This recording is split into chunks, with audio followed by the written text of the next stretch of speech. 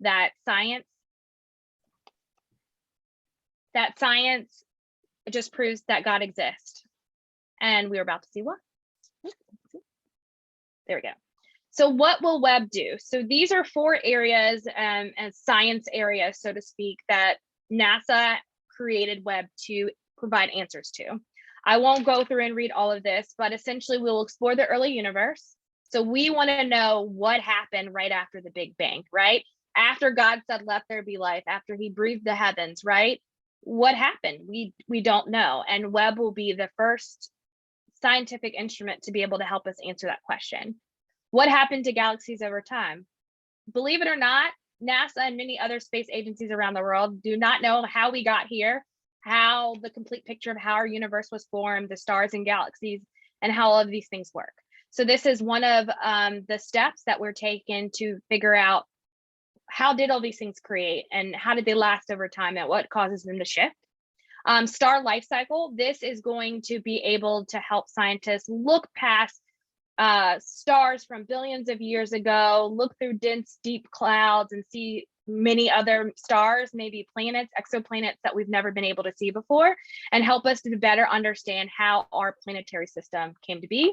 And other worlds is my favorite part. We're not looking for tiny green aliens, which I wish we were. And I like to pretend in calls at work that we are, but that does not make NASA headquarters very happy. But what we do want to know is their existence, is there the right ingredients? Meaning, is there the right conditions that life could harbor? And life could be some tiny little bug or organism on another planet. It could be an alien fish or something that could just have life, right? And so Webb will hopefully provide some of those answers as well. So seeing the unseen, this is very technical and I'm going to try to explain it as simply as I can. Disclaimer again, I'm not a scientist, but essentially how Webb sees back in time, right? I keep using that term because what essentially a telescope does is take snapshots and pictures of a point in time. So you want to look at some area in the sky, you can condition these telescopes that are currently in space to look at a certain point and observe it, just as you could do with binoculars here on Earth or your own at-home telescopes, right? You could point and look at a certain point. Hopefully most of you know, but if not, I only know this because I work where I work, that when you look up at the night sky and you see a planet or you see lights, we say light years, right? The number you put with the light year is the amount of time it takes for that light to come here to Earth. So if I say, you know, we're going to look back 13.5 billion years back in time, that's how long it's taken the light to reach Earth so that we can see it. So one thing that distinguishes Webb from other telescopes is that it's going to look primarily in the infrared. We as humans see visible, we see all the spectra of colors, right? And Hubble also saw or sees in visible light and ultraviolet light. So that is a smaller wavelength to see things. What happens over time is that light stretches and it shifts towards red. So Webb will be able to look through its science instruments in infrared. If you're unsure what infrared is, if you've ever seen those like body heat cameras where you see like, oh, my head's kind of red here and my hair's cold and blue and green, that's essentially the same type of technology that Webb will do. And so why is it important to see back in infrared? Well, the picture to the left is visible light. This is the Crab Nebula taken by the Hubble telescope. You see this really pretty picture, right? You see the clouds that kind of make this cool walking man. You can pick out different types of looks from it. And you see stars and twinkles, right? And that's visible. This is what we can see with our eyes. But if you look to the right, under infrared, there are so many things hidden beneath these dark, dense clouds. And so Webb is designed to look past that with infrared. These dense clouds have just made it so that we don't know what happens and we can't see but at a certain point. But that clarity that you can see on the right that is showing in infrared, we get finer details. So that's how we're going to be able to look back in time. All right, so this is the telescope itself. I'm going to break it down into 3 major parts. And then as I go on the next few slides, I'll get into more detail about what you're seeing here. So this is a telescope. It's a sideways view, and you'll see why in a second. The top portion where you see the gold mirrors is called the optical telescope element. And that consists of these 18 hexagonal primary mirrors and a secondary mirror. And essentially that's how Webb sees. Behind it is the integrated science instrument module, which essentially is the backplane, and that houses the science instruments. And right underneath is a 5-layer sun shield. It looks like a parasol, and it really does kind of look, it's very thin, but durable fabric. You could only really see this if you've ever been really close to it, but it has a quilting type of pattern for seams to help so that it doesn't rip. And this technology was designed and built by Northrop Grumman. So no other telescope, no other space product in the world has this technology. And so it's super exciting for Northrop Grumman, super exciting for NASA to just develop new technology to help push the boundaries further. And then underneath of that, the little box that you see kind of reflecting off is the spacecraft bus. There's nothing really special about the spacecraft bus, but what it does, I like to call it the brains of the telescope, so to speak. So it is what has the elements that communicate back to Earth, just in the pictures. If there needs to be course correction and manipulation, manual manipulation by the scientists and engineers back in the mission control, that's how it happens. So we'll talk about the eyes of Webb, the optical telescope element, that is a mouthful, or the OTE. I will just refer to it as the primary mirrors because that's a lot of the language that you'll hear if you ever look into it. So these two pictures show the telescope partially deployed and then fully deployed. On the left, the telescope, this is in the clean room at Northrop Grumman. And let me take a step back and explain what a clean room is, because I will keep referring to that. A clean room is just a really highly filtered room. It is removed of every dust and particle you could possibly go. You have to wear special suits, as you can see in the picture on the left. The gentleman and technician, he is in a white suit, and we call these bunny suits. I don't know why the name, but that's just the name that sticks. But they're these thin nylon suits that you put over your clothes. Before entering a clean room, most of the time you have to wipe your shoes off in a special machine. It's actually really cool. Then you gown up. There are different degrees and levels of clean rooms, and that will determine how much protective gear you have to put on.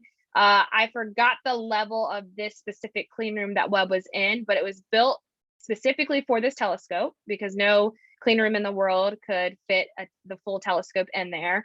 And it's at the highest grade level. So you have to wear protective mask over your face, a hairnet, a hood, gloves. You have to duct tape your hands in the gloves to the suit. So it has to be a super, super clean environment. And that's so that you don't introduce any type of dust or particles that could mess up this really sensitive high-tech instrument. So on the left, this was a big milestone for Webb at the time. It was post-environmental testing. And environmental testing essentially is how we call it shaking and baking.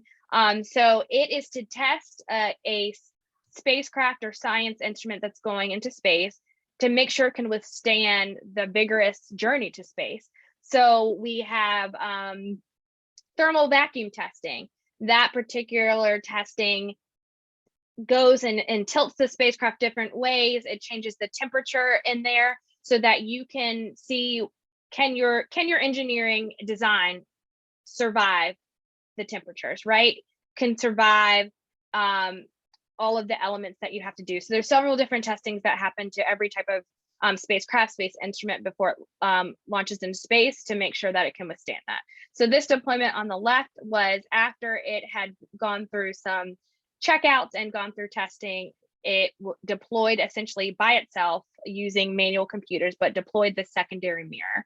So Webb has the primary mirror, so this hexagonal segment, and then the second mirror that's poking out to towards the right. If we move over to the picture on the right, this is the primary and secondary mirror fully deployed. So essentially what that secondary mirror does, and I don't have a picture on here, but on the back of it is another circle reflection point. So all of these 18 hexagonal mirrors, each of them are separate little eyes.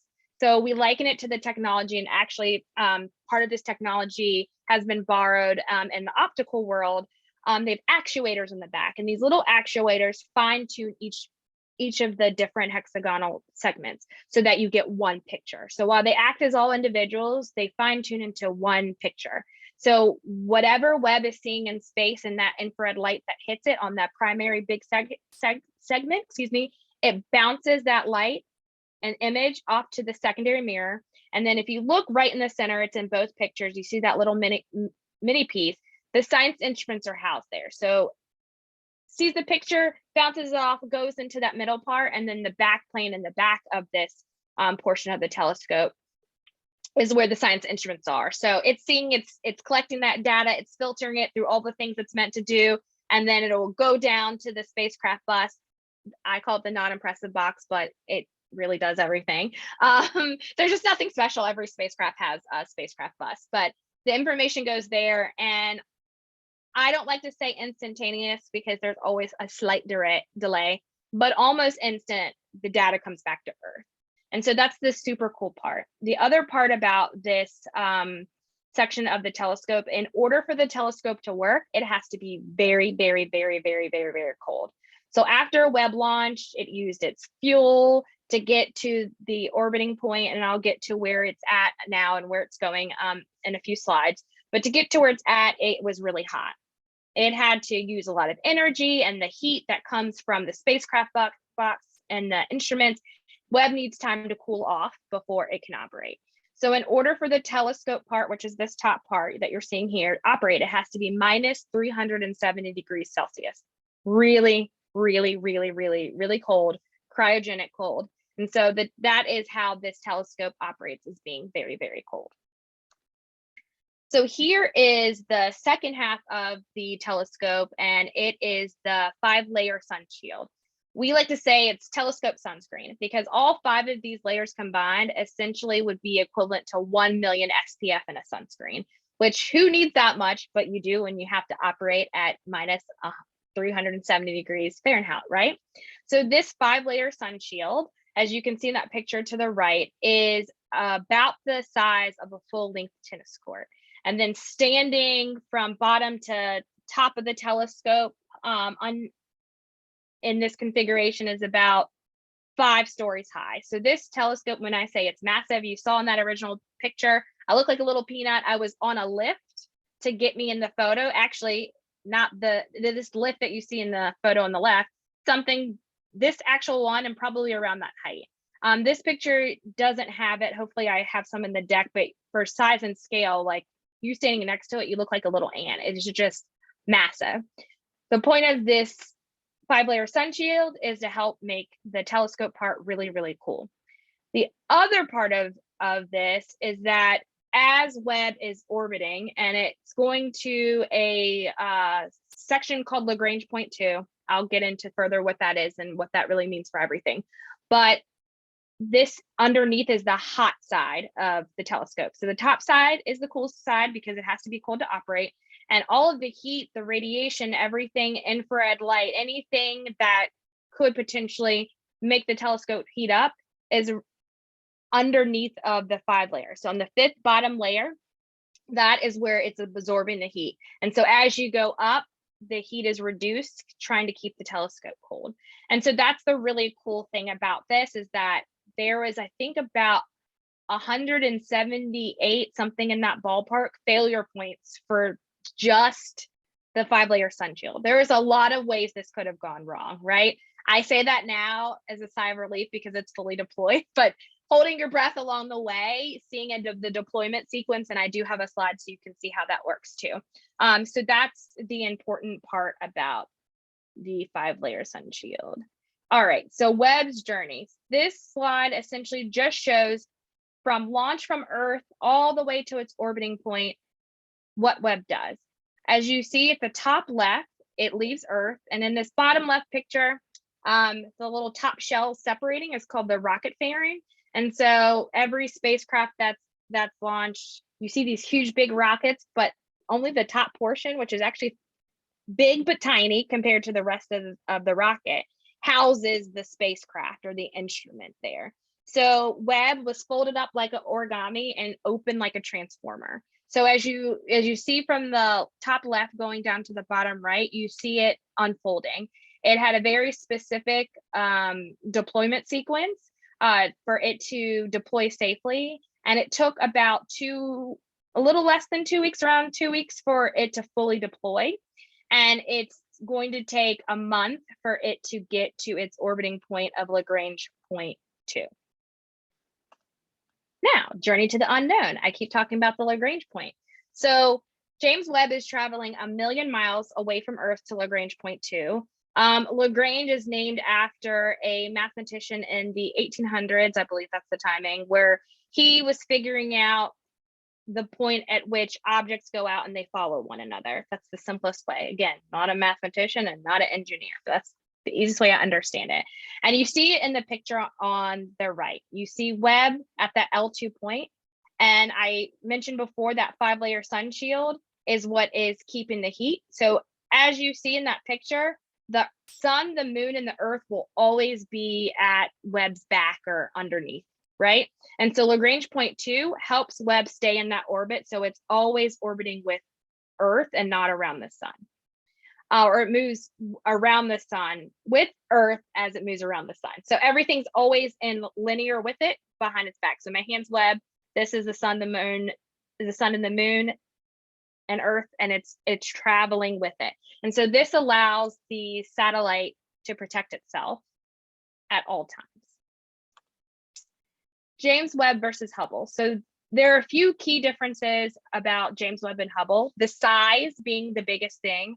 Also the fact that Webb will see in infrared and Hubble does not. It has parts of infrared, but it doesn't see purely in infrared the way that Webb will. Webb's primary mirrors, or the telescope portion, the top portion with the primary and secondary mirrors, is about 3 times larger than Hubble's viewing area. And we're also going much, much, much, much further than Hubble. So this is before my time. I'm not that old, but I'm not that young. I might have been in elementary school, here nor there. Some of you might remember the big fuss with Hubble. Hubble went up, Hubble took its first picture, it came down to Earth and it was blurry. That is not good, right? They were able, because it is so close and it orbits Earth, astronauts were able to go and fix Hubble. Essentially, they put a big contact lens on top of the telescope portion and it fixed it like glasses or contacts would. And we have had so many decades of amazing science from Hubble. Unfortunately, if that were to happen in James Webb, there's nothing we can do about it. We haven't sent anybody further than the moon, and going 1 million miles away from Earth is just not something that NASA is willing to do to a human. So we have one chance to get this right. And that's the high stakes of this mission. Building it, engineering it, figuring out the science, just fine tuning everything. While Tarik and I joked about how long it's taken Webb to launch, well, that's been a lot of heartache and a lot of frustration for not just the people working on it, but for the community, the science community, and everyone. We have one chance to get this right. So the team wanted to make sure that they knew everything was perfect and that this would perform once launched. And the other key point is 12.5 billion years ago is where Hubble sees. So it sees very young galaxies. Webb will see 13.5 billion years back in time, and it will see newborn galaxies. A former astrophysicist on the mission is one of my favorite quotes. He says, "We're literally taking the universe's baby pictures." Like, how cool is that? We get to see what happened after God breathed the heavens and the earth, right? After that let there be life moment. We get to see what happens. And if that's not further proving that God exists, like, I don't know what is, because we have no idea what we're going to see. And this will just give such amazing science and just so many new questions to ask about ourselves, of humanity, and our place in the world. So Webb is very, very large. It is too big to fit into any military aircraft, even the largest military aircraft. So Webb had to get to its launch point, which is in French Guiana in Kourou, which is in South America along the Atlantic Ocean side of it, by boat. It left Northrop Grumman in either the middle of the night or the wee hours in the morning. Since I wasn't on the mission, I don't know that detail, but they usually do it when nobody is really on the road. We all live in LA, so it doesn't matter what time of night it is. There's always a lot of people on the road. But huge tucks, trucks and police escorts took it to the port of Long Beach, where it took its journey down the Pacific Ocean and through the Panama Canal, because that was the straightest, shortest path it could go. And then it arrived in French Guiana. And this picture on the left is just a really cool shot taken a few days before launch. So you can see that the rocket is on the launch pad and ready to go. This is a larger, wider shot of what the space complex. So this is run by the European Space Agency. French Guiana is a French territory, and so they call it the Seaport is the name of its space center. It is in the middle of the jungle. There's nothing around it, but the space complex. So, you know, the team had to definitely make interesting plans in order to stay somewhat near the launch site. And this is the most exciting photos was taken on December 25th. The day that it launched from the European Space Agency's Ariane 5 rocket. That was their contribution to the mission.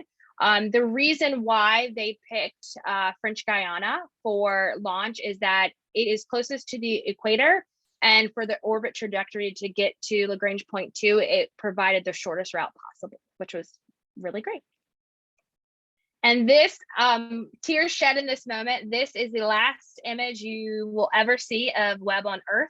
This was right after it separated from the rocket fairing. And this is the back side of Webb. So that circle, that's the base part of the spacecraft bus. So that is such a cool shot, because a lot of times when we launch missions, you don't get to see images like this. You don't get to see what happens. I begged for a few years to have them have a little chase camera or a camera somewhere connected so that we could see the deployment sequence, but you know, money, dollars, wait, they're like, we're not doing it. But it would have been a cool idea, but at the very least, it was very cool to see this photo. As it left Earth and did all of its deployment sequences, they were monitored by mission control, which mission control is essentially comprised of engineers and scientists that sit in a big room, and they monitor and send commands to Webb. So while a lot of things are autonomous and can deploy on their own, they send the manual commands to help do it. Also, it allows them to course correct if there's an issue. There's different ways to give it more momentum and turn certain ways to do that.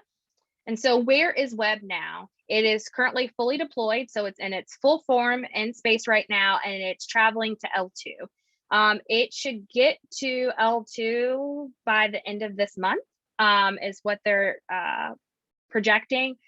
Engineers just completed adjustments of the mirrors, so the little actuators in the back, they're fine tuning, and they made it so that everything's in focus. And the telescope is 95% on its way to its orbiting destination. And so on Monday, the next milestone is that they call it an insertion burn, excuse me. There is fuel on Webb, and Webb is set to be like a 10-year mission, even though they've over-engineered it so it will last longer. But in this insertion burn, they'll use that momentum to make any course correction so that it can kind of slide right into that L2 sweet spot. And if you're interested in learning more about James Webb, you can visit jwst.nasa.gov. And they have a blog there that says, where's Webb now, or what's going on with Webb? And so you can follow in real time its progress. It'll be about 6 months before the public sees the first images taken by Webb. I won't lie to you. I'm going to try to ask some of my friends still in the control room if they'll sneak me a picture. I won't be able to show it to you, but just now around June timeframe, you will hear a lot of news about Webb and the first images that come back, and nobody knows what it'll be. So that's going to be a surprise for everyone. And with that, please let me know if you have any questions, and thank you for having me. All right. Lindsay, thank you very much. That's and there's so much more details, and I know I've been talking about Dahlia and I, we're space junkies. We talk about this all the time. I know I asked you some questions to ask some of the cosmologists at NASA JPL, was it Alberto Conti that replied? Yep, it was. Yeah. So I guess I'll ask the first question because I don't see any yet in the chat, but I'll ask you the same question and you can answer it. You know, how do we know how to point the Webb telescope in the right direction? That is a great question, and I'm glad you asked it before so I could have the right answer. So essentially, you can point the telescope anywhere out in space in the universe because it's looking for light. And so light doesn't really have a starting point. Anywhere you point, there's light reflecting back. So that's how they know. They just point to a certain destination. Of course, science has come a long way. NASA has very, very finite maps of different areas in space. So they know a little bit about what direction to point something at to look in a certain area, but essentially it's space is a fair game. It's all about the light. Yep. I have my hand up, but I just want to, instead of a question, I just have a comment. I just want to say thank you so much for this amazing and thought-provoking presentation. And thank you so much for being a guest and speaking to us tonight about this wonderful topic. So I just want to say thank you. Thank you so much, Erica. I definitely was looking forward to come. I haven't been able to talk about Webb in so long, so I was a little nervous, but just like looking back and making this presentation, I'm like, oh yes, I forgot how awesome. So thank you, Tarik, for asking me to come. And I just appreciate you guys taking your Friday night to just be here and want to learn more about the mission. It looks like Omar has a question in the chat. I've been following this for a couple of years and I'm excited about what the prospects are. His question is, what are the first projects being scheduled? So Omar, the way that it works on Telescope, which was this most fascinating thing that I found out, is that any scientist anywhere on Earth can bid for time. So essentially how telescopes work, or scientists might think, I think in this quadrant and this point, I want to point the telescope for this many hours, days, weeks, months, and that's where it goes. So essentially the science community is what drove the creation of Webb, but is also what drives the schedule. So it just depends on what mission control and what NASA kind of prioritize in order. So I don't know what the very first project is, but I would guess is pointing it in a direction and just seeing what comes back, right? Because once you do that, I think that's when more questions will come. Yeah, I know they want to keep that secret, but they said they want to blow us away with the first images. So we're really looking forward to that. I can't wait to see them. I hope it's just, I don't know what I hope we see. I just want to see what it's going to be. Isam, would Webb be helpful in studying black holes? It definitely will see some black holes. While that's not its primary mission science, if you look at some other NASA astrophysics missions, and forgive me off the top of my head, I don't remember, but I can research it and let Tarik know and pass it along. There's some other astrophysics missions that do study black holes. Bashir, what are the new technologies created for James Webb Space Telescope? So some of the new technologies that were created for it, first and foremost, was the 5-layer Sunshield. And I would say that's the basic new technology created. Like I said, every spacecraft has a bus. They're all configured differently. Every spacecraft has science instruments. So the science instruments created for this, the technology necessarily wasn't net new, but was configured in different ways to work for this mission.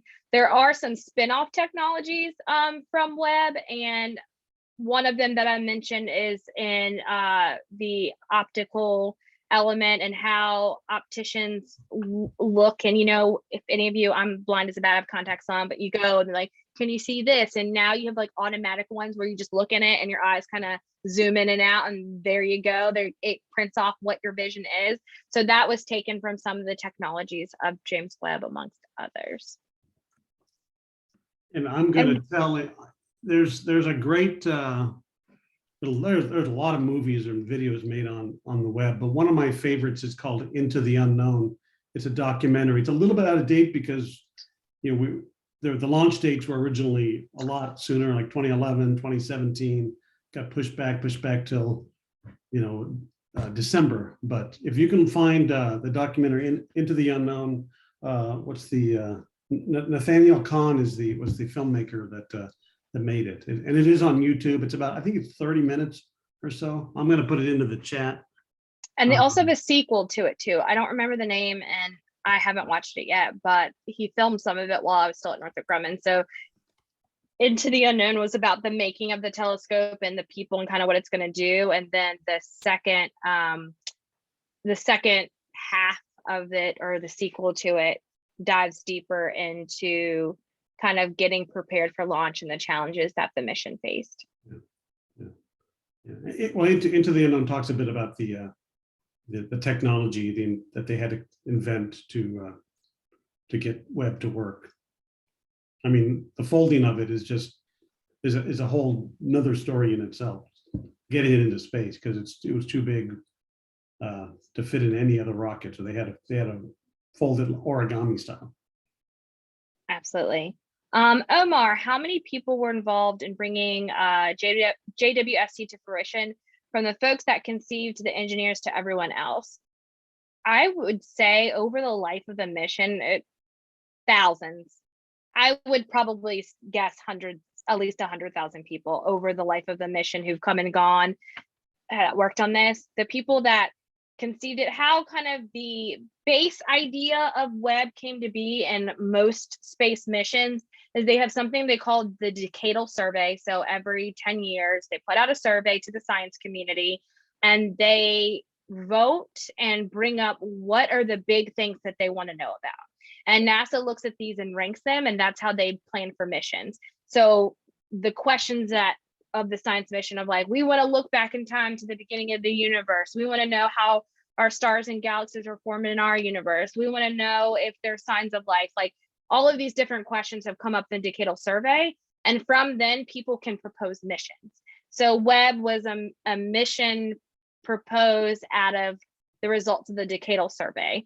Now, I don't know how true this is, but I was told by people who helped start it that literally they were sitting around for beers and they were kicking around ideas, and this is how it came about. I will let you know, that's probably how most missions come about. Especially working at JPL, everybody's very laid back and, just spitballing and just having these conversations, these ideas come out like, well, what if this, that, and the other? So just very smart people happening to be at the right place at the right time. And then they'll propose a mission, and it's up to folks at NASA to vote on whether or not it'll be chosen. And it takes a lot of high-level people to decide whether or not it's going to be chosen. Why was L2 chosen? L2 was chosen because Webb could always stay in line with the sun, the moon, and the Earth, so that the hot side of the telescope, so where the bus and the 5-layer sunshield are, that could always be facing around at the same time, so in order to keep the telescope portion cold. And I think, Erica, did you have your hand up again? Yeah, he asked. Oh, I'm sorry, that's from before. I forgot to. Oh, okay. Oh, no problem. Sorry. I could take a stab at answering Eric's question. He asked if that there's debris and other floating objects in space, what would happen if they hit the Webb telescope? Well, most of the space debris is within our orbit. Webb is going to be 1 million miles out into the Lagrange 2 point, so there's not a lot of debris. However, NASA does expect small meteorites to strike the telescope over its 10-year lifespan or more. For that purpose, the Sunshields themselves were quilted into smaller pieces instead of one large piece. So if a small meteorite went through it, it doesn't rip the whole thing. It would just tear a small section of it. Pretty ingenious part of the ingenuity of the whole thing. It really is. And to further expand upon this, and forgive me for not mentioning it when we went over that gold primary mirror segment. So each one of those 18 hexagonal segments are made of a material called beryllium. And beryllium is very durable. cold, and it's just like kind of the perfect space material, right? And so each one of those is on there. It's also, the gold is actually pure gold, about a golf ball size amount of gold on every mirror. And so if something did hit and let's say knocked out one of the mirrors, then you've got 17 more, right? They can be fine-tuned and adjusted to still make up the picture and see the light that it needs to see. So they definitely thought about that heavily before they went, expecting some of these things to happen. Omar, I understand there are already plans for future space telescopes with even more capabilities than Webb. Can you shed any light on those projects? They haven't been named, and there's no specific name for all of them. There is one, and I forgot the name, but essentially, I'm looking it up right now. I thank know what you.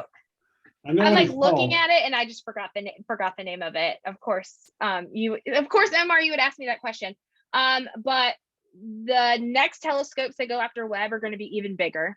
And so the question has come up within NASA and the science community is, as we keep making these bigger telescopes, how are we going to get them off the ground, right? It takes a lot of fuel. It's really expensive. And so they explore just different ways, the folding origami. So that Sunshield type of technology, the one that Tarik's looking up, I don't know why, I can't think of the name of it. It's the Nancy Grace Roman telescope. Yes, it had another name before It had another that. name, like First something or something like that. Yes, W First. W NASA First, has that's the worst names, and then they go change it to a human name or something better that people will likely remember. So the Roman telescope will have this like flower. It almost looks like a flower. So if you go look it up, the design is like this flower type of shade that deploys using the same type of technology to help block out light, right? Yes, to keep the telescope cold, but more so to block out more light so that it can see further back in time.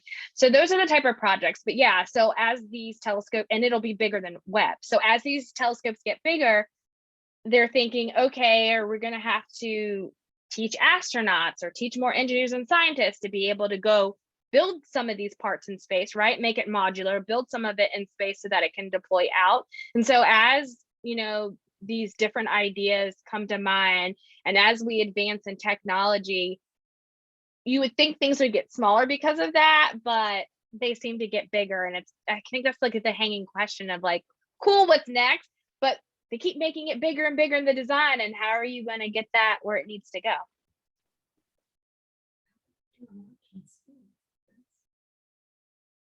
You're welcome.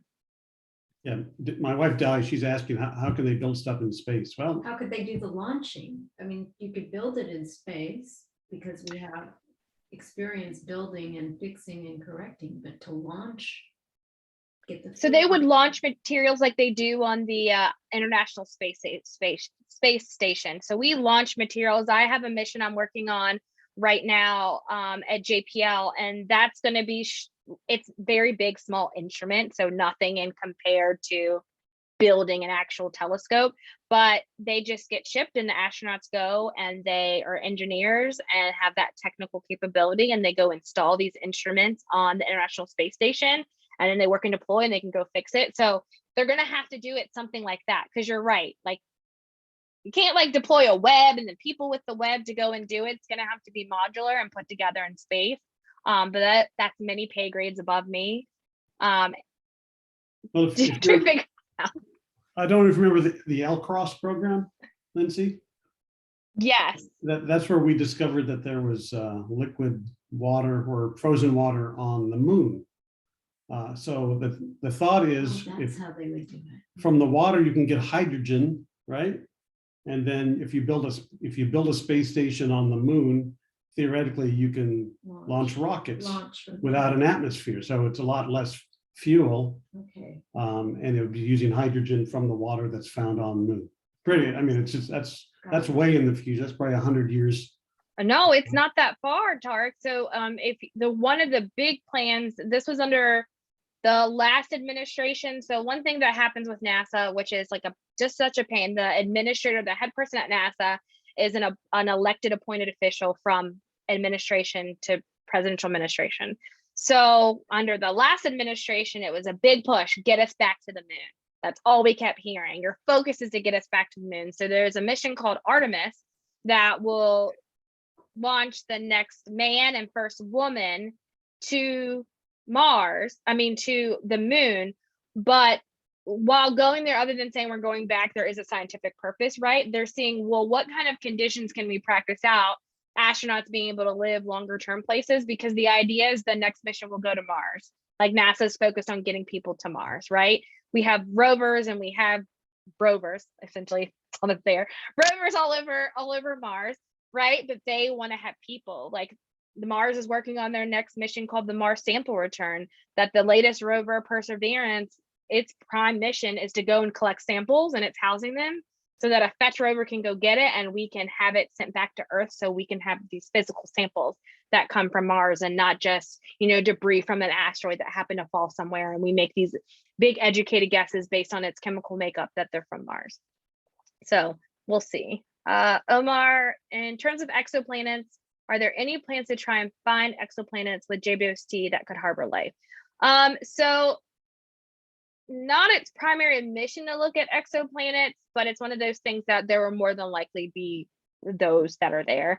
There's a ridiculous amount of exoplanets since exoplanets become a thing. I know they're a real thing, but that I think they're up to like their 150th or something ridiculous exoplanet. We have a team, an exoplanet team at JPL with missions that are about that. So if you just Google exoplanets, there's a running list, and there seems to be a new one found all the time. And we're looking for that Goldilocks zone, right? Right. Not too hot, not too cold.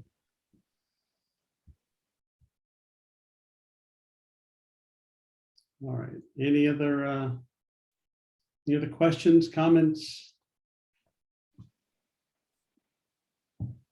Yeah. Okay. You can ask one more question, Omar, just one more question. And my email address is at the bottom. So if anybody is too shy to ask a question, please feel free to reach out to me or reach out to Tarik, and he can pass it along to me, and I will definitely get back to you. At Yosemite, yep, the night sky watch show there. You can see orbiting telescopes with naked eyes. Would we be able to see JWST? So no, JWST is now too far away from Earth and Earth's orbit to see. There was something on that became viral. I don't know how true it is. The timing seems kind of right, where somebody was doing night side viewing and caught a glimpse of Webb traveling, and just based on the timing of when it launched and where it was in the sky, they kind of deduced it was Webb. It could have been, it might not have been, but at this point, no, it's too late to see Webb. Yeah, that was like the day after the launch. Yeah. Okay. Carl Sagan Space Telescope. I don't know why we haven't had one after Carl Sagan, especially at JPL. I'll have to ask that question. Wanted to thank you very much, Lindsay, and Tarik also for bringing her. This is very interesting. Thank you for all we didn't know anything about it. So I was curious, Brother Tarik, what your role is, because you had worked at Northrop Grumman. Yeah, I work in Northrop Grumman, much like Lindsay, in marketing communications. I had the tiniest of roles in promoting the program, but I'm a space nut myself. My earliest memories as a 5-year-old was watching us land on the moon, and reading every single book that I could think about. Dahlia and I joke about we're closet physicists and cosmologists. I don't know the physics very well. She's the engineer of the family, but I think between us we ask a lot of really good questions, and just any program that we can find on the topic, I'll watch it. But I'm not one of the engineers. Those engineers and those scientists that work to get us this far, they are my personal heroes. It's just amazing what they've done to get the Webb launched. It's fascinating, and it's always amazing to think of it right here and next to us. It's very humbling. And when Lindsay was saying, having tears on the launch day, there was a lot of people that were like, and I was one of them too, just because it actually happened. Even finally getting done and ready to launch. Is it is something going to happen during the launch? And then, once it gets into space, it has to be deployed. And oh no, are the mirrors going to work? Is the Sunshield going to open up? And 300 single points of failure for this thing, and the confidence that everyone had to get that it would work, and it did. Yeah. So far, so good. Looking forward to hearing more about it. Yes, absolutely. So yeah, in June, definitely look around summertime. You will probably see it everywhere in the news, and you won't be able to not see it. But if you remember in June, look out for they call it first light, but first images back. If you guys ever want me back, I know so many other cool space programs outside of James Webb. I only say that because it's my job, and it really is cool. And as Tarik said, like, just even having a small part, it's bigger than a small part, working on missions, you do get emotionally attached. You get attached because you see people who have put their heart, sweat, soul, their dreams, their whole careers into something, and to watch it reach these certain milestones and to see it launch, that's like one big accomplishment, right? But then watching it work, watching back what it gives to humanity is the other big part of it, right? And at JPL now, I work on Earth orbiting missions. And Earth, like, we always joke, like, oh, everybody loves Mars from JPL. Like, yes, Mars is cool, but there's also other planets. But the things that we do for Earth, so to speak, there's so many cool missions that are helping us combat climate change, that are helping us understand our water supply. Before working, at JPL, I don't think about our water supply. In my brain, it's finite, and the faucet's going to give me water. Well, that is not necessarily true, which is scary. And so we have to think about these things. There are people thinking and advancing our lives, thinking about agriculture, how we get our food, and making sure that we keep those things going. So if you guys ever want me back, I can talk all day about space and different missions. So Tarik, the invitation is always welcome. Oh, Can I? You brought a beautiful verse from the Quran. There's another verse which I really love, and it's chapter 40, verse 57, and it's basically says, "Greater indeed than the creation of man is the creation of the heavens and the earth. Yet most men do not understand what this implies." So for me, this mission is going to lend to that and give all of us who are in awe of our Creator even more humbleness and gratefulness to get to know what amazing engineer our Lord, our Creator is. I'm just so excited, and I'm hoping that I will be able to see all the new information, God willing. I mean, I keep saying, I hope God lets us learn. I hope God helps us to go. So, but anyway, I wanted to share that verse because it just lends so much to this. And thank you so much beautiful for talking. I mean, I really, really appreciate it. Oh, you're very welcome. And thanks for sharing that verse. That was very beautiful. Please come back and speak again. I know I'm not the only one who feels that way. I think we all feel that way. Oh, that's so sweet. Yeah, I will come back. I'll talk about things I'm working on now. I have a very diverse portfolio of missions. There's so many cool things to learn about asteroids, our Earth missions. There's a mission that's going out to one of Jupiter's mini moons, Europa. And that is the closest celestial body in our solar system that we will be, we keep saying this, but I truly believe it this time, closest to finding if there are conditions suitable for life on this moon. And that is exciting. I'll leave you a dangled teaser and I'll come back and talk about it more. Over half of our life on Earth is in our oceans. So there are species of things that we know nothing about, right? We've yet to uncover. And this moon has twice the amount of ocean underneath its icy shell than we do on Earth.